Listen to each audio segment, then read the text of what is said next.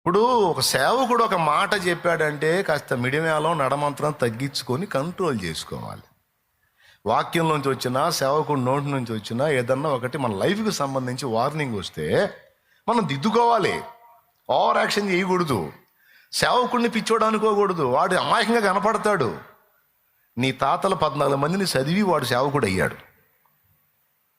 నిన్ను కాదు, నీ తాతలు, నీలాంటి తాతల్ని 14 మందిని చదివి వాడు దైవజనుడు అవుతాడు.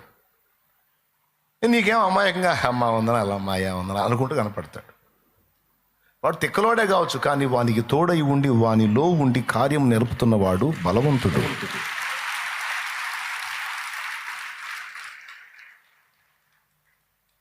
వాని అనుభవాలు వేరు.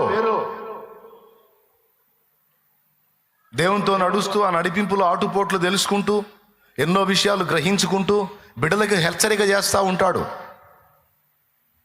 తీసుకోవాలిగా.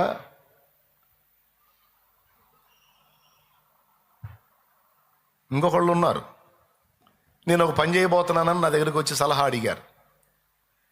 నేనన్నాను, నీ మీద ఉన్న ఏర్పాటు వేరు, నువ్వు అవన్నీ వదిలేసి నువ్వు నేను చెప్పినట్టు రా అన్నాను. నేను చెప్పాను, ఈయన దగ్గరికి పోతే చాలా సన్నాసంలో కావాలని చెప్పినట్టు చెబుతుంటాడు, వేస్ట్ అని. ఇంకొక ఆయన దగ్గరికి పోయాడు, ఆయన సేవకుడే, ఆయన దగ్గరికి పోయాడు. ఆయన లక్కీ లాటరీ ఒక ఆఫర్ ఇచ్చాడు, నీకు గొప్ప కార్యం జరగబోతుంది, మామూలుగా ఉంటుందని. ఎగిరి గంతేసి అబ్బాయి ఈయన కదా దైవజనుడు అనుకున్నారు. చివరికి ఆయన చెప్పిన జరగలో నేను చెప్పిన జరిగింది, మొహం బయలింది, ఇప్పుడు ఆమ్లెట్ అయింది. దేవునికి స్తోత్రం కలుగునుగా.